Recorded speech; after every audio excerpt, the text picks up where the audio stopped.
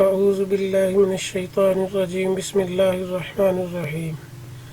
محترم ناظرین و سامعین کرام، ہم نے بزرگان دین کے تعارف کا جو سلسلہ شروع کیا ہے، آج اس کی دوسری ویڈیو ہے، پارٹ 2 ہے، حصہ دوم ہے۔ تو میں نے عرض کی تھی کہ میں سب سے پہلے ٹاپ لسٹ میں ان لوگوں کو رکھوں گا جن کی میرے ساتھ کوئی علمی روحانی نسبت ہے۔ تو ان میں پیر سید جماعت علی شاہ علی پوری رحمۃ اللہ تعالی علیہ وہ پہلی شخصیت ہیں جن کو میں نے اپنی لسٹ میں سب سے پہلے نمبر پہ رکھا ہے۔ یہ مرتبے کا اعتبار نہیں ہے، مرتبے کے لحاظ سے نہیں ہے۔ میں نے اپنی جو لسٹ بنائی ہے اس میں سب سے پہلے میں چونکہ میری ان سے علمی روحانی نسبت بھی ہے اور میرے علاقے کے بھی ہیں، تو اس لیے میں نے یہیں سے ہی اپنی اس سلسلے کا آغاز کیا ہے۔ تو اس ضمن میں نے آپ کے سامنے سورہ فاتحہ کی آیت اہدنا الصراط المستقیم کا حوالہ دیا تھا اس سے پہلی ویڈیو میں، جو کہ ہم ہر نماز میں ہر رکعت میں پڑھتے ہیں اور ہر رکعت میں ایک مرتبہ لازمی پڑھی جاتی ہے سورہ فاتحہ میں اہدنا الصراط المستقیم، جس کا معنی ہے کہ اے اللہ ہمیں سیدھا راستہ دکھا، یا بعض لوگ یہ بھی معنی بیان کرتے ہیں کہ اے اللہ ہمیں سیدھے راستے پہ چلا۔ مطلب اور معنی اور مفہوم یہ ہے کہ یا الہ العالمین، ہم سیدھے راستے پر چلیں گے تو خود، مگر تیری توفیق سے، کیونکہ تیری توفیق کے بغیر ہدایت ہمارے لیے ممکن نہیں ہے۔ کیونکہ اصول علم یا بہت بڑی پگڑی یا بہت بڑا جبہ یا بہت زیادہ تعلیم، پی ایچ ڈی کر لینا یا دینی علم حاصل کر لینے سے ہدایت نہیں ملتی۔ ہدایت ملتی ہے تو صرف اللہ تبارک و تعالیٰ کی توفیق سے ملتی ہے، جس کی مثال قرآن پاک اور احادیث میں رئیس المنافقین عبداللہ بن ابی کے علم و ورع، فہم و فراست اور اس کی دینی خدمات، حتیٰ کہ اتنے عروج پر اس کی دینی خدمات پہنچ گئیں کہ اس نے ایک مسجد بنا لی، مگر اللہ تبارک و تعالیٰ نے اس مسجد کے بارے میں ارشاد فرمایا کہ یہ دین کے لیے نہیں ہے، اللہ کے لیے نہیں ہے، یہ مسلمانوں کے خلاف سازشوں کے لیے ہے۔ لہٰذا نبی اکرم صلی اللہ علیہ وسلم نے اس مسجد کو گرا دینے کا حکم فرمایا۔ اس کا نام مسجد ضرار ہے۔ آپ سبھی لوگ جو دین کا معمولی سا بھی علم رکھتے ہیں وہ یقیناً عبداللہ بن ابی کے اس کارنامے سے ضرور واقف ہوں گے۔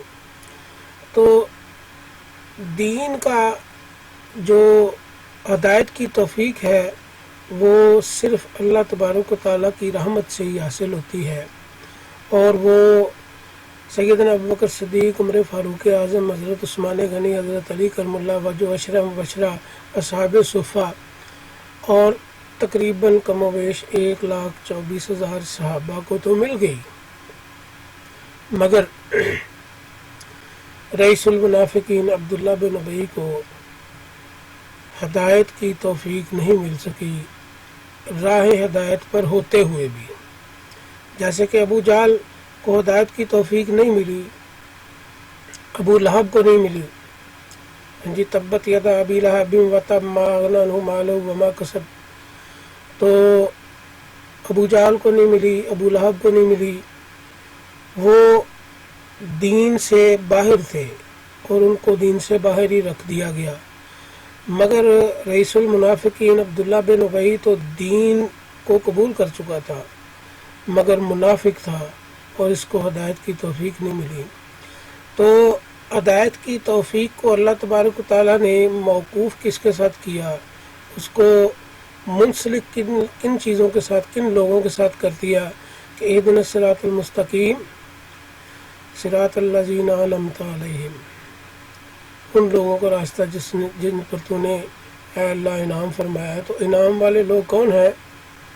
انعام والے لوگ وہ یہی لوگ ہیں جن میں سے ہم ایک کا ذکر آپ کے سامنے رکھ رہے ہیں۔ کچھ تعارف پہلے حصے میں کروایا گیا تھا اور آج دوسرا حصہ ہے، تو اصل عنوان کی طرف آتے ہم۔ بر صغیر پاک و ہند میں دین اسلام کے فروغ اور مسلمانوں کی معاشرتی اصلاح کا قومی فریضہ انجام دینے والی شخصیات میں حضرت امیر ملت حافظ پیر سید جماعت علی شاہ محدث علی پوری قدس سرہ ہو کی ذات ستودہ صفات کئی لحاظ سے ممتاز اور منفرد ہے۔ تو جب ہم ان کی ہسٹری کو پڑھیں گے، ان کی زندگی کا مطالعہ کریں گے ہم، تو پھر ہمیں سمجھ لگ جائے گی کہ یہ انعام والے کس طرح ہیں اور ان کے نقش قدم پر چل کے ہم بھی کس طرح صراط مستقیم کو پا سکتے ہیں۔ تو پیر سید جماعت علی شاہ علی پوری رحمۃ اللہ تعالی علیہ بیک وقت میدان شریعت و طریقت، حقیقت و معرفت، ادب و سیاست کے شاہسوار اور قومی و ملی کارنامے سر انجام دینے میں عدیم النظیر تھے۔ ارشاد و تبلیغ کے علاوہ آپ کے ہندوستان کے سیاسی حالات پر بھی عمیق نظر تھی۔ مسلمانوں کے فلاح و بہبود اور ان کے سماجی، سیاسی، معاشرتی، معاشی، قانونی اور مذہبی حقوق کے حصول کے لیے چلائی جانے والی کوئی تحریک بھی ایسی نہ تھی جس میں آپ نے بڑھ چڑھ کر حصہ نہ لیا ہو، یا ایسی تحریکوں کی سرپرستی اور رہنمائی نہ کی ہو۔ یہ ایک مسلمہ حقیقت ہے کہ علماء و مشائخ کے قدسی گروہ نے ہر دور میں حق و صداقت کے ساتھ ملت اسلامیہ کی رہنمائی کا فریضہ سر انجام دیا۔ اس حق گوئی اور بے باکی کی پاداش میں کبھی دار و رسن کو چومنا پڑا اور کبھی قید و بند کی صعوبتیں برداشت کرنا پڑیں، کبھی غیروں نے سد راہ بن کر ان کو ناکام بنانے کی کوشش کی اور کبھی اپنوں ہی نے حسد کی آگ میں جل کر انہیں ذلیل و خوار کرنے کی قسم کھائی، مگر قافلہ حق اپنی منزل کی جانب رواں رہا۔ مخالفین اس کی گرد راہ کو بھی نہ پا سکے۔ حضرت امیر ملت علیہ رحمت نے اس آپ کا تعلق بھی اسی قدسی گروہ سے تھا۔ امیر ملت پیر سید جماعت علی شاہ علی پوری رحمت اللہ تعالی علیہ 1834 عیسوی میں علی پور سیدہ ضلع جو اس وقت سیالکوٹ تھا اور اب ناروال ہے، پنجاب میں پیدا ہوئے۔ آپ کے والد گرامی کا نام حضرت پیر سید کریم شاہ تھا، جو خود بھی عارف باللہ اور ولی کامل تھے۔ انہوں نے اس ہونہار بیٹے کی تعلیم و تربیت کا خاطر خواہ بندوبست کیا۔ یہی وجہ ہے کہ آپ نے 7 سال کی عمر میں ہی قرآن پاک حفظ کر لیا۔ بچپن سے ہی آپ کی پیشانی پر نور ولایت ظاہر ہوتا تھا اور مجددانہ بزرگی کے آثار نمایاں تھے۔ آپ نے نامور اساتذہ عصر سے کتب معقول، منقول، تفسیر، فقہ، کلام، میراث، منطق، حدیث کی تعلیم حاصل کر کے سند فضیلت حاصل کی۔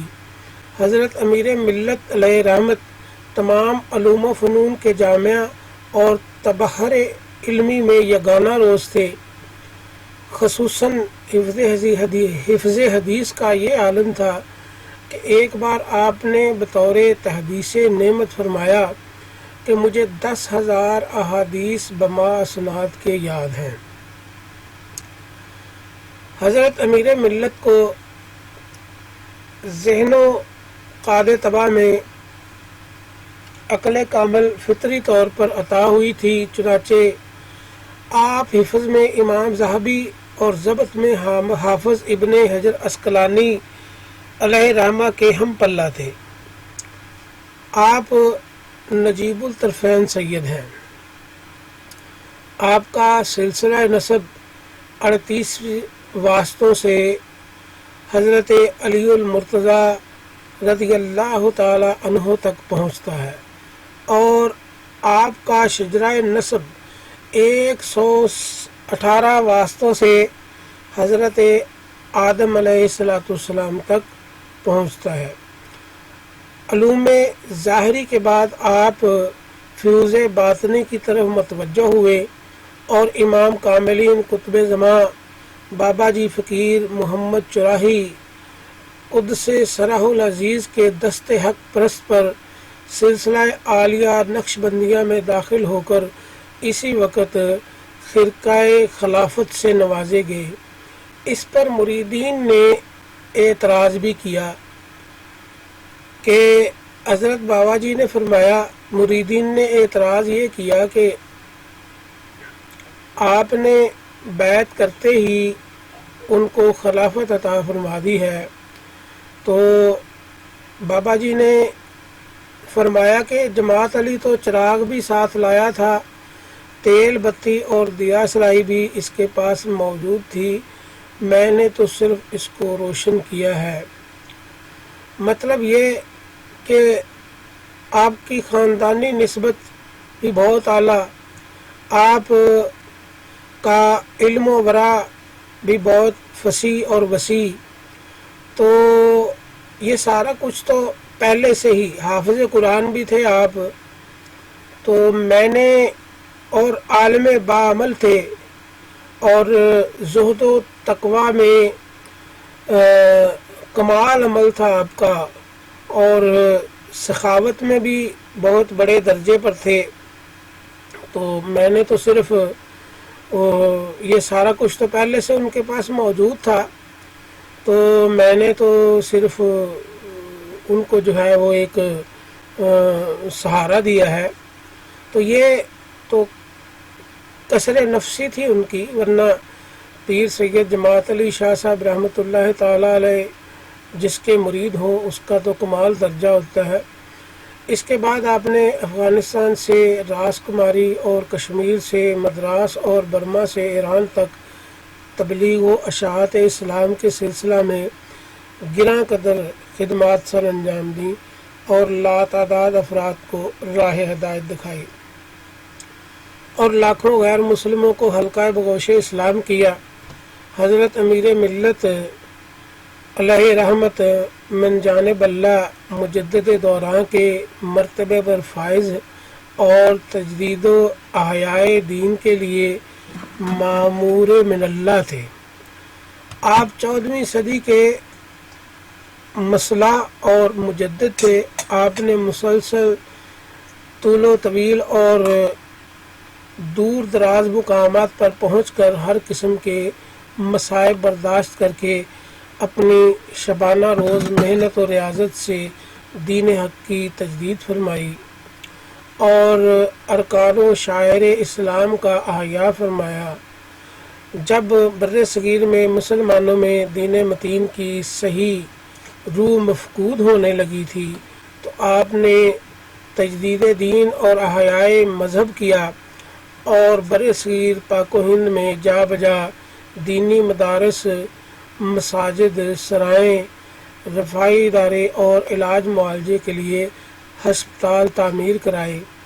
1885 عیسوی میں لاہور میں انجمن نعمانیہ کی بنیاد رکھی، اور 1901 عیسوی میں انجمن خدام الصوفیہ کی بنیاد رکھی۔